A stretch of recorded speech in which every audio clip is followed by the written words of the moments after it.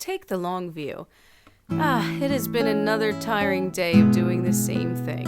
Household tasks along with going and doing whatever it is that Christ has called me to do.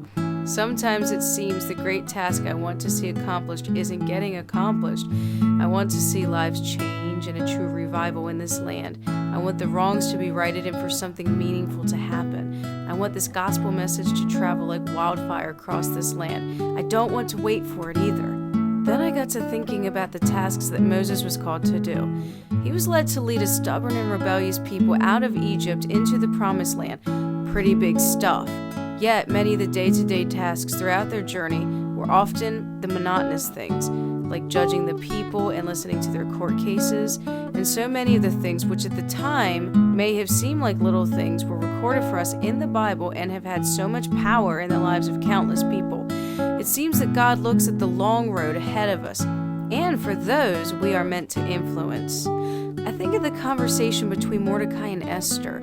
The Jewish people were under threat of extermination, and Mordecai was calling on his niece and adopted daughter, who was also the queen, Esther, to intervene to her husband, the king, in order to save their race. Esther was frightened because those who were not specifically invited to company with the king could face the death penalty if they came into him uninvited. Mordecai said unto her, "Think not with thyself that thou shalt escape in the king's house more than all the Jews. For if thou altogether holdest thy peace at this time, then shall their enlargement and deliverance arise to the Jews from another place. But thou and thy father's house shall be destroyed. And who knoweth whether thou art come to the kingdom for such a time as this?" Those words of Mordecai and the actions of Queen Esther still have ramifications to this day. Esther did as her uncle asked, but not before much prayer and fasting before God. She intervened to her husband and was an instrument of God in the deliverance of the Jewish people. She had decided to trust God and to obey her uncle and risk her own life. When one takes the long view of things, this was a pivotal moment in the history of the Jews, even though at first Esther was reluctant to involve herself in this situation. What about your history?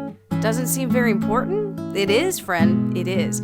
God can build a legacy in your life if you allow Him. Diligence and patience in carrying out the tasks that God has called you to do, no matter how small, have effects that are unseen to us, though known by God. It's not hard to recall events from your past that may have been, in fact, small moments to those around you. Say, a grandfather spending time with you, a mother reading a story. But in those moments were things passed down that have been etched indelibly into your being. Moments and events that influenced and shaped us were often the result of someone diligently doing the day in and day out sort of thing. So, do whatever God has called you to do, whether it is that mission to the mountaintop or the folding of laundry for the third time today. There is a purpose and there is a plan. Not only that, there are indeed effects and also a reward. So, as the scripture says, let us not become weary in doing good, for at the proper time we will reap a harvest if we do not give